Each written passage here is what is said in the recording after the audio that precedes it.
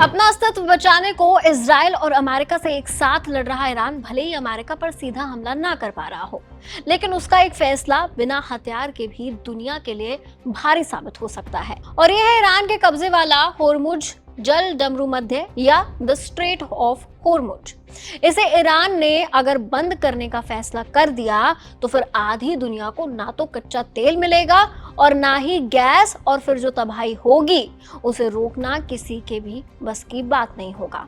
तो आखिर क्या है कहानी इस होर्मुज जल डमरू मध्य की, जिसे ईरान ने बंद करने का फैसला किया है, और आखिर इसके बंद होने से दुनिया और भारत पर क्या असर होगा, बात करेंगे विस्तार से। हाय, मेरा नाम है सृष्टि, आप देख रहे हैं एबीपी लाइव।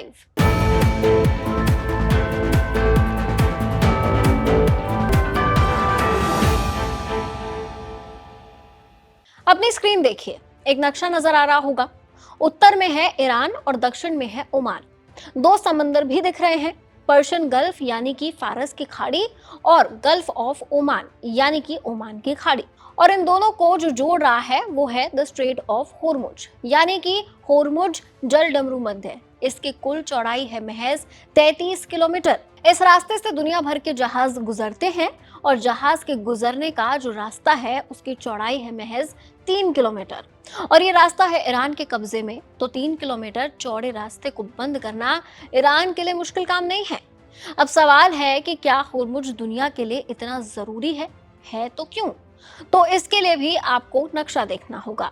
इस नक्शे में जो समुद्री रास्ता दिख रहा है वो रास्ता दुनिया भर में इस्तेमाल हो रहे करीब 25% तेल और करीब 25% गैस की सप्लाई के लिए इस्तेमाल होता है। इसको ऐसे समझिए कि खाड़ी देशों के पास जो तेल है और जिन्हें ये खाड़ी देश दुनिया भर में सप्लाई करते हैं, उसकी सप्लाई का रास्ता यही होर्मुज जल डमरू मध्य ही है। इस बात को थोड़ा और विस्तार दें तो सऊदी अरब हो या फिर इराक, कतर और कुवैत, इनसे निकला तेल और गैस इसी होर्मुज के जरिए ही सप्लाई होता है। 2024 का आंकड़ा कहता है कि दुनिया भर में सप्लाई होने वाले नेचुरल गैस का 20% हिस्सा इसी रास्ते से जाता है, जो मुख्य रूप से कतर से निकलता है। इसको ऐसे भी समझ सकते हैं कि होर्मुज से हर दिन करीब 20 मिलियन बैरल तेल सप्लाई होता है। अगर लीटर में बात करें तो करीब 3200 मिलियन लीटर तेल हर रोज होर्मुज के जरिए दुनिया में जाता है। एक अनुमान है कि एशिया में जितना भी कच्चा तेल आता है उसका 84% और जितना भी प्राकृतिक गैस आती है उसका 83% हिस्सा इसी होर्मुज के जरिए ही आता है, जिससे चीन, जापान, दक्षिण कोरिया और भारत में सप्लाई होती है। रही बात भारत की, तो भारत में इस्तेमाल होने वाले कच्चे तेल और गैस का करीब 40% हिस्सा इसी होर्मुज के जरिए भारत पहुंचता है। हालांकि भारत रूस, अमेरिका, अफ्रीका और लैटिन अमेरिका से भी तेल खरीदता है, तो भारत में सप्लाई पर असर भले ही कम पड़े, लेकिन कीमत पर तो असर पड़ेगा ही पड़ेगा। और भारत में तेल की कीमत बढ़ने का मतलब हर चीज की कीमत बढ़ना होता है। ऐसे में अगर ईरान ने इस रास्ते को बंद कर दिया तो फिर भारत हो या फिर कोई और देश, तेल और गैस की सप्लाई में रुकावट तो आएगी ही, क्योंकि होर्मुज का कोई दूसरा विकल्प नहीं है। और शायद यही वजह है कि ईरान चाहे जितना भी परेशान क्यों ना रहे, इराक से उसकी जंग ही क्यों ना हो जाए, ईरान ने कभी इस रास्ते को बंद नहीं किया। लेकिन पहले इजराइल और अब अमेरिकी हमले के बाद ईरान इस रास्ते को बंद करने की तैयारी कर रहा है। तो सवाल यह है कि ईरान इस होर्मुज के रास्ते को बंद कैसे कर सकता है? जवाब है हमला।